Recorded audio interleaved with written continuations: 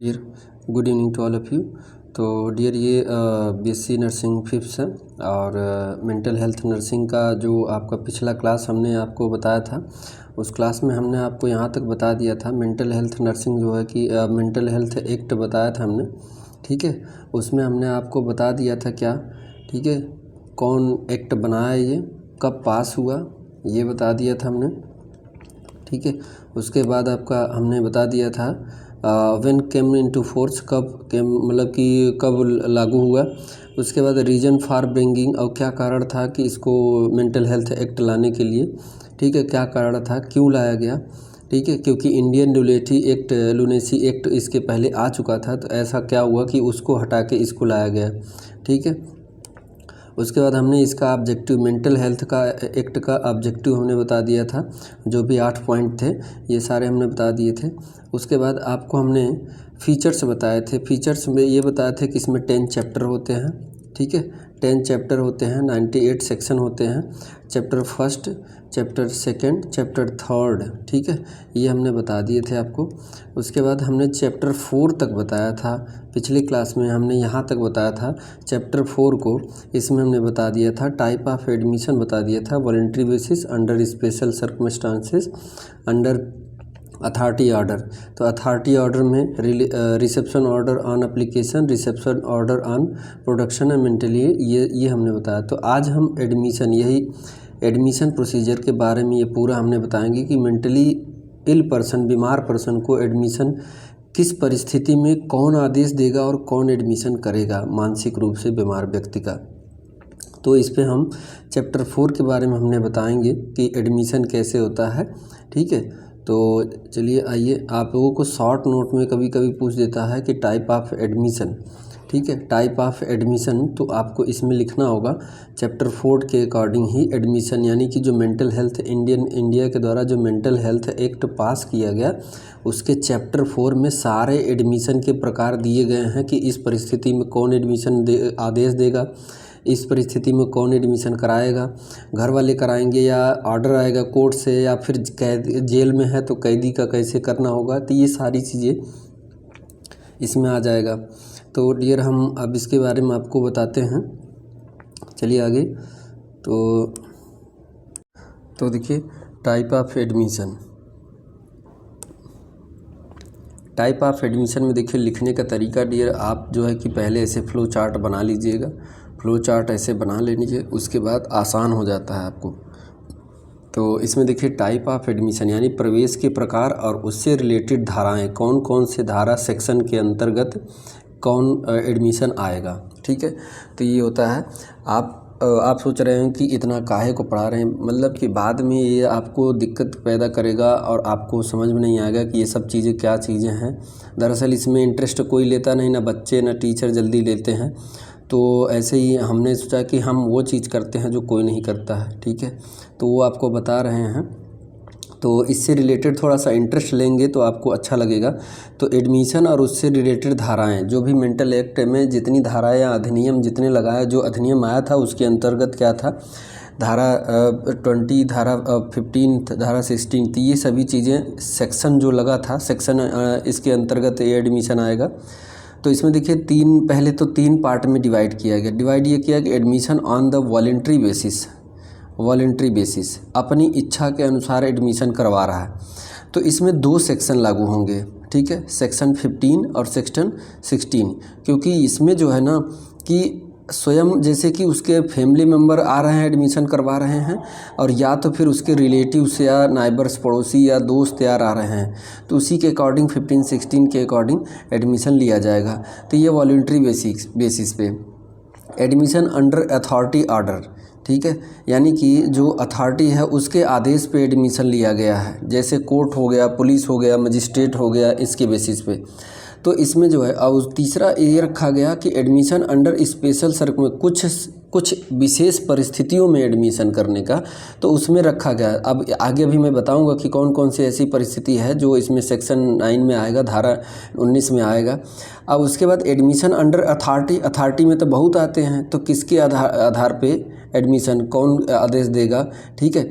Medical nursing officer वो देगा, या फिर मेडिकल ऑफिसर देगा, या फिर मजिस्ट्रेट देगा, या कोर्ट आदेश देगा, या जेल में कोई पर्सन है उसमें ही मेंटली इल है तो उसको कौन आदेश देगा और कौन डिस्चार्ज कराएगा, कौन एडमिशन कराएगा। तो इस कंडीशन ये सभी लागू होंगे सिर्फ मेंटली इल पर्सन के ऊपर, ठीक है। मेंटली इल पर्सन के ऊपर लागू होंगे, ठीक है। मेंटली इल जो होंगे उनके लिए साधारण एडमिशन तो अलग तरीके से होता है, यहाँ पे सिर्फ मेंटली इल पर्सन की बात की जा रही है। तो देखिए इसमें रिसेप्शन ऑन एप्लीकेशन, यानी कि कोई जो है कि एप्लीकेशन दे के एडमिशन कराया गया, यानी कि मजिस्ट्रेट को एप्लीकेशन दिए, एप्लीकेशन देने के बाद जो है कि इसका वेरिफिकेशन किया गया, उसके बाद एडमिशन किया गया। Reception on production before the magistrate, यानी कि मजिस्ट्रेट के सामने जो है कि बिना प्रस्तुत किए पहले ही, क्योंकि इस टाइम अगर हम जाएंगे जब से वो करेंगे तब ये बहुत वायलेंट है, यानी ये पेशेंट ये इंडिविजुअल क्या है वायलेंट बिहेवियर का है, इसलिए बिना उनके समक्ष प्रस्तुत किए पहले ही उसको एडमिशन देना। रिसेप्शन आफ्टर इंक्वेस्ट, ठीक है, पूरी जांच पड़ताल करने के बाद, ठीक है, पूछताछ करने के बाद। इंक्वेस्ट मतलब पूछताछ, क्वेश्चन किया जाएगा, उससे देखा जाएगा घर पे क्वेश्चन, यानी कि पूरा पूछताछ करके तब एडमिशन। इसमें सेक्शन 26 में आएगा और ये सेक्शन 23 में आएगा।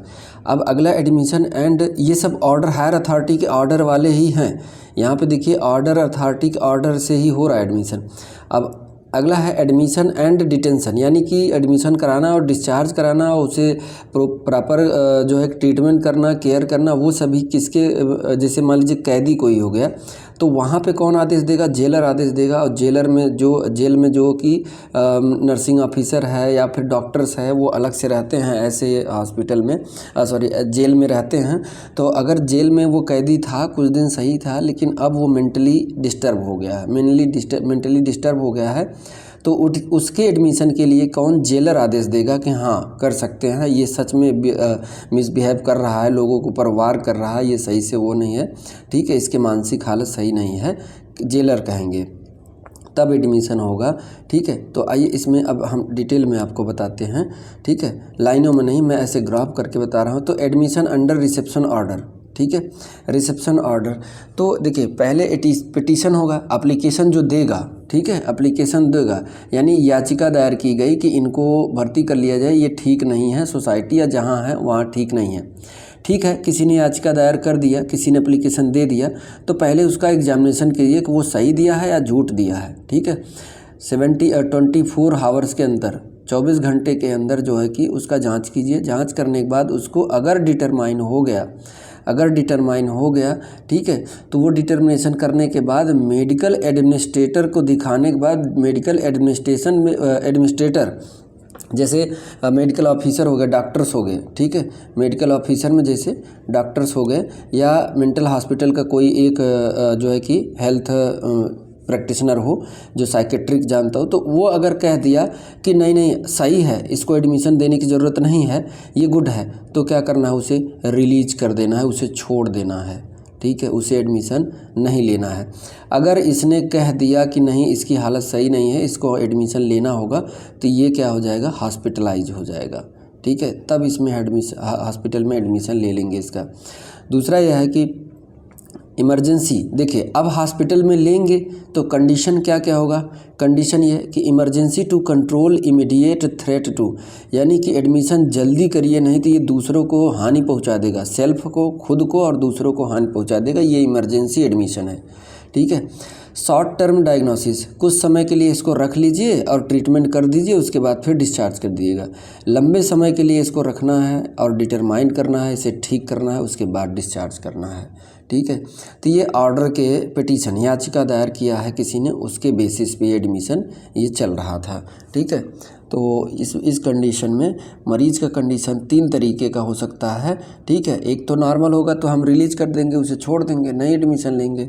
कंडीशन हॉस्पिटलाइजेशन मतलब कि एडमिशन करने के लिए परिस्थिति क्या, 3 शर्त दिया जाएगा। अगर बहुत ज़्यादा सीवियर वायलेंट हो रहा है तब कर दीजिए, या छोटे समय के लिए, थोड़े समय के लिए उसको ट्रीटमेंट और डायग्नोसिस की ज़रूरत है तब कर लीजिए, या फिर लंबे समय के लिए, ठीक है। तो ये इसमें शामिल है, इसको बना लीजिएगा। दूसरा है एडमिशन ऑन वॉलेंट्री बेसिस, किस पे, वॉलेंट्री बेसिस पे, एडमिशन ऑन वॉलेंट्री बेसिस पे।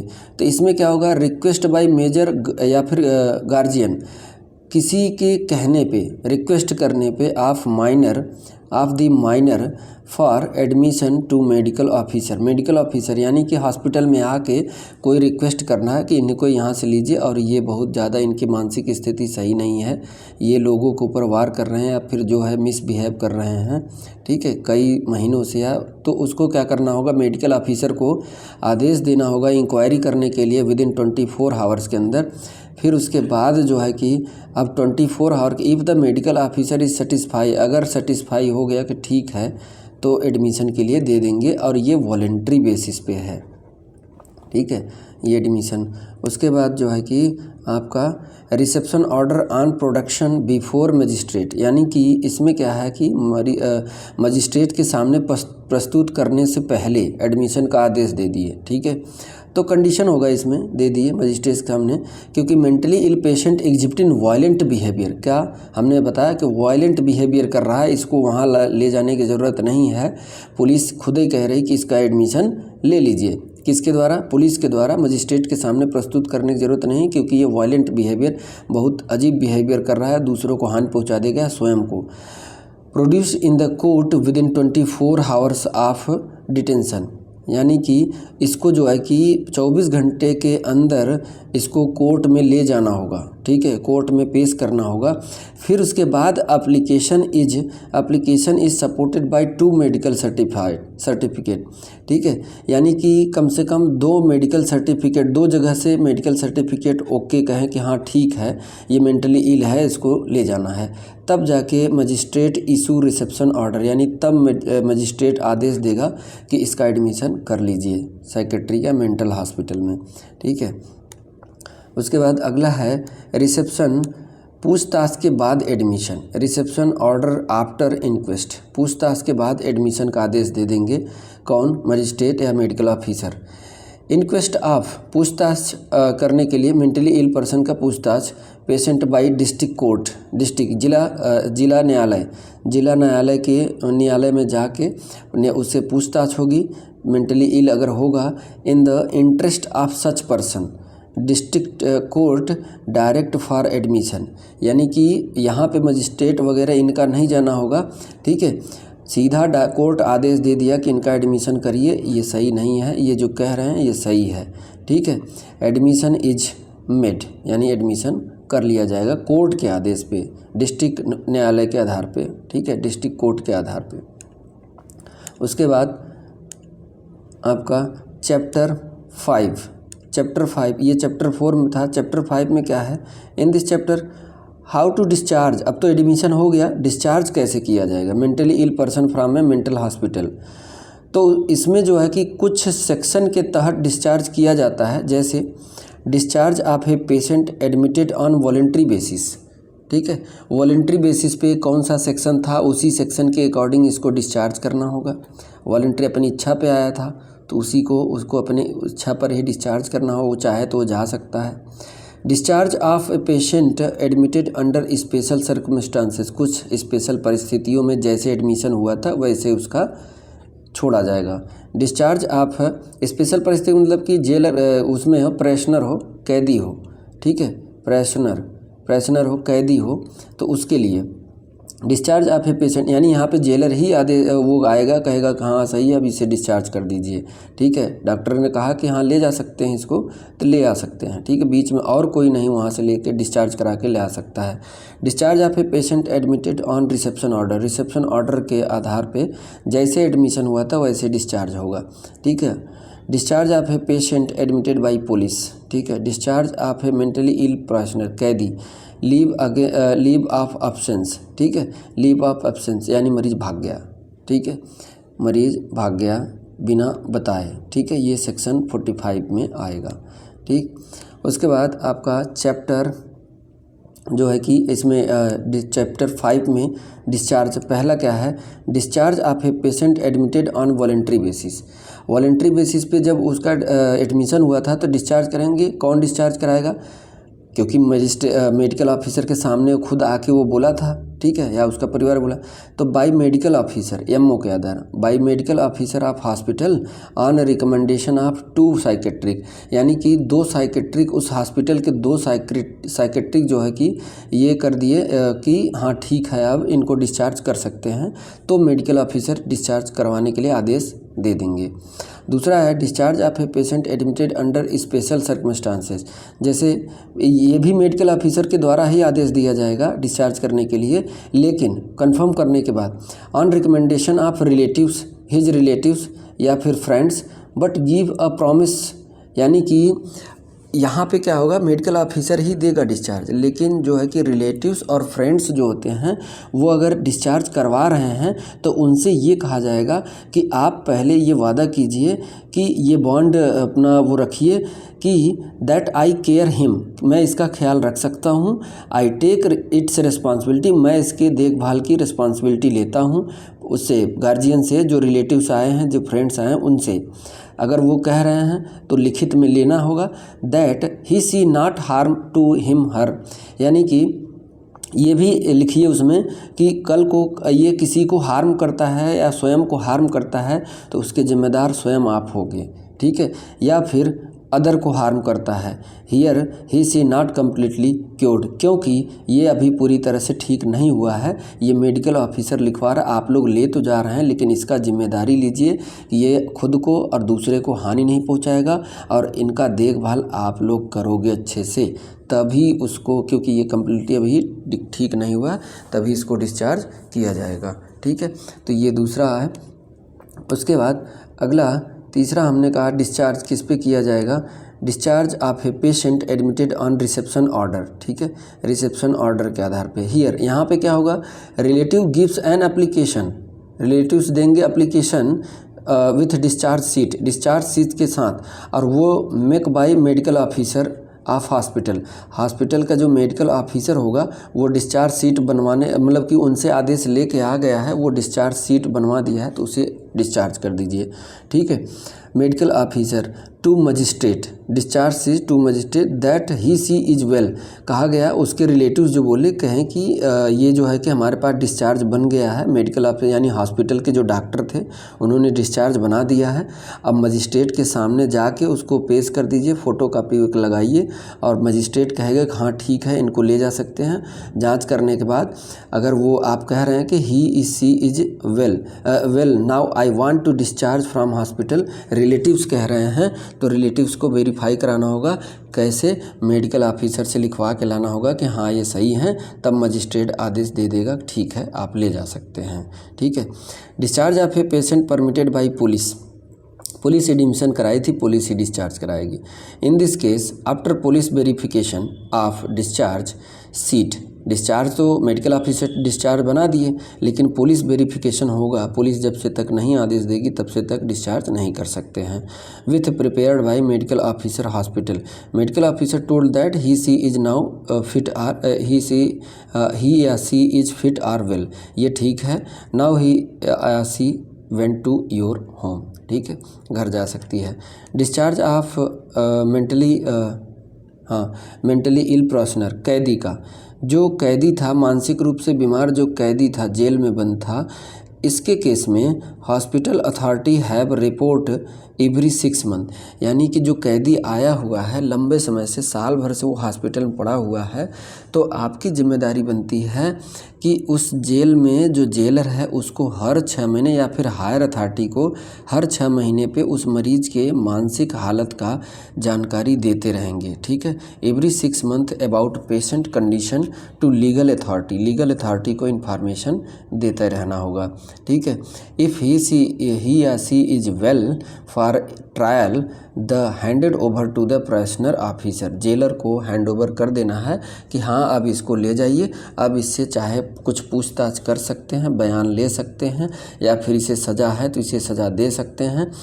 आपको पता है कि जब से तक जेल में जो कैदी है मानसिक रूप से सही नहीं रहते या शारीरिक रूप से सही नहीं रहते तब तक उनको फांसी भी नहीं दी जा सकती है, स्वस्थ रूप में फांसी दिया जाता है, ठीक है।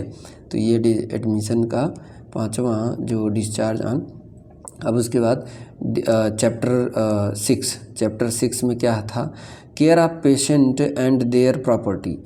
इसमें ये रखा गया कि पेशेंट का केयर तो करना ही करना है, लेकिन उसकी प्रॉपर्टी का भी ध्यान रखना है, क्योंकि मानसिक रूप से वो ठीक नहीं है। कोई उससे अंगूठा लगवा लिया या फिर साइन करवा लिया और उसके कागज़ पे, हलफनामे पे या फिर उस पे साइन करवा लिया और सारी ज़मीन हड़प लिया या सारी प्रॉपर्टी हड़प लिया, या फिर परिवार के कोई मेंबर ही गेम खेल जाता है कभी कभी कि उसका पूरा प्रॉपर्टी ले लेता है क्योंकि वो मेंटली इल है।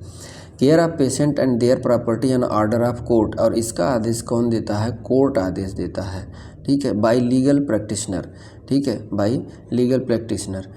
पेशेंट के पास इतना पैसा नहीं है क्या, ठीक है, तो यहाँ पे कोर्ट आदेश दिया है, कोर्ट आदेश दिया है तो उसके लिए एक अलग से टीम गठित करिए और उसका ख्याल रखिए और उसकी प्रॉपर्टी का। तो कोर्ट ये बोला कि इसके पास जब इतना पैसा है नहीं कि वो अपना खर्च या अपना सिक्योरिटी या फिर देखभाल कर सके, तो इसके लिए राजकीय खाते से, ठीक है, डिस्ट्रिक्ट कोर्ट आदेश जारी करेगा, उसके लिए राजकीय खाते से लीगल प्रैक्टिशनर को रखा जाए। यानी कि जो साइकेट्रिक हॉस्पिटल के जो डॉक्टर होते हैं उसको स्पेशली ट्रीट करने के लिए सरकारी खाते से डॉक्टर का खर्च, दवा का खर्च और जो भी आएगा वो दिया जाएगा, क्योंकि वो सक्षम नहीं है, ठीक है। अगला है चैप्टर 7 में, यह मानसिक अस्पताल या नर्सिंग होम में बंद, यानी मेंटल हॉस्पिटल में जो बंद है मानसिक रूप से बीमार व्यक्ति, पर्सन, जो मेंटली इल पर्सन जो भर्ती है, उसके भरण पोषण यानी खाने पीने से लेके नहाने धोने, कपड़ा, सब कुछ की लागत को पूरा करने के तरीकों और संसाधनों से संबंधित है। यानी कि 7वें चैप्टर में ये रखा गया कि जो मेंटली इल पर्सन होते हैं उनका भरण पोषण कैसे करोगे आप, उनको खिलाओगे पिलाओगे कैसे, ठीक है, रखोगे कैसे, वो है। जैसे कि धारा 78 के तहत जब किसी मेंटली इल पेशेंट को अस्पताल में भर्ती कराया जाता है और उसके पास इलाज कराने का खर्च के लिए पैसे नहीं होते हैं, तो ऐसे मामलों में उसका खर्च राज्य सरकार द्वारा वहन किया जाएगा। ये रखा गया मेंटल हेल्थ एक्ट के 7वें चैप्टर में, ठीक है, 7वें चैप्टर में ये रखा गया, ठीक। उसके बाद 8वें चैप्टर में यह है कि इस एक्ट में नवीनतम संशोधन हुआ, ठीक है, इस चैप्टर में, जिसमें मेंटली इल पर्सन के राइट्स को सुरक्षित रखने के लिए और उसकी सुरक्षा का भी ध्यान रखने के लिए, ठीक है, के लिए बहुत ही नया और स्पष्ट प्रावधान किया गया कि उसके राइट्स का भी ध्यान दिया जाए, ठीक है, वो क्या खाना चाहता है, क्या नहीं लेना चाहता है, ज़बरदस्ती उसके साथ नहीं होना चाहिए, ठीक है। नहीं तो कुछ लोग उस पर रिसर्च करने लगते हैं, बेचारे की ज़िंदगी छोड़िए, उस पर रिसर्च करने लगते हैं। तो ये धारा 81 के अंतर्गत प्रावधान है ऐसा, ठीक है। अब इसमें चैप्टर 8 में कुछ पॉइंट ऐसे थे, 2-3 पॉइंट। किसी भी मानसिक रूप से बीमार व्यक्ति को उपचार के दौरान किसी भी प्रकार का अपमान यानी शारीरिक या मानसिक दोनों या क्रूरता नहीं दी जाएगी, चैप्टर 8 में शामिल किया गया।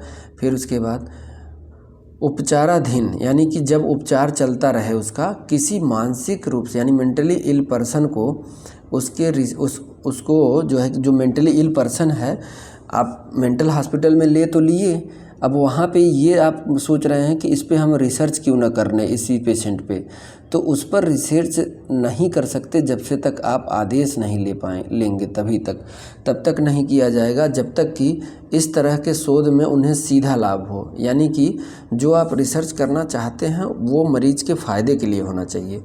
जो मानसिक रूप से बीमार व्यक्ति है तभी आप उस पर रिसर्च कर सकते हैं जब उस रिसर्च का फ़ायदा सीधे मरीज को हो, और व्यक्ति यानी अपनी इच्छा से, और जो पर्सन है वो अपनी इच्छा से अभिभावक के रिश्तेदार के, ठीक है, रिश्तेदार यदि प्रवेश अनिच्छुक था तो से निम्नलिखित रूप से सहमति प्राप्त कर ली गई है, ठीक है। उसके बाद तीसरा है मानसिक रूप से बीमार व्यक्ति द्वारा या उसे भेजे गए किसी भी पत्र या समाचार यानी एप्लीकेशन या किसी न्यूज़ को रोका या नष्ट नहीं किया जाएगा। यानी जो बीमार व्यक्ति है उसके लिए जो पत्र वगैरह या फिर न्यूज़ वगैरह जो भेजना, मैसेज भेजना होगा, उस मैसेज को पता लगी पहुँचाए नहीं और उसको वहीं वेस्ट कर दीजिए, जहाँ रखा था, जहाँ पड़ा था वहीं कूड़े में फेंक दिया या फिर उसको इग्नोर कर दिया। इग्नोर नहीं करना है, ठीक है।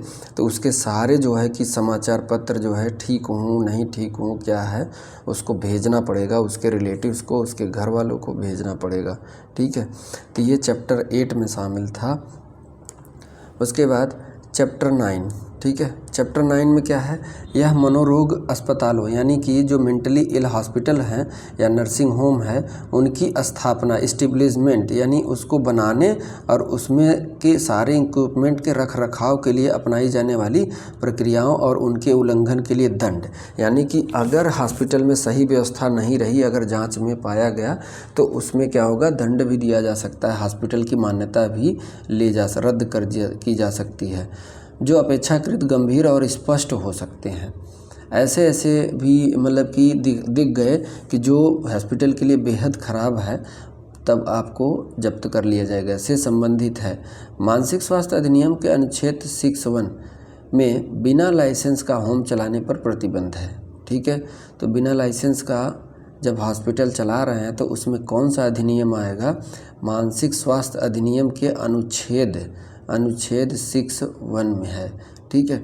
और अनुच्छेद 11(1)(b) में कहा गया है कि यदि होम का रख रखाव ऐसे तरीके से किया जा रहा है जो रोगियों के नैतिक, मोरल, मानसिक, मेंटल और शारीरिक स्वास्थ्य के लिए हानिकारक है तो लाइसेंस रद्द किया जा सकता है, ठीक है। कोई भी ऐसा इंस्ट्रूमेंट या इक्विपमेंट या फिर कोई सामान नहीं रखना है जो मरीज को दिक्कत पैदा करे या उसको हानि पहुंचा दे या फिर वो उसके पहुंच में हो, जबकि उसके पहुंच से दूर रखा जाना चाहिए, क्योंकि वो मेंटली इल है तो लेने के बाद किसी चीज़ से वो वार कर सकता है स्वयं पे और दूसरों पे।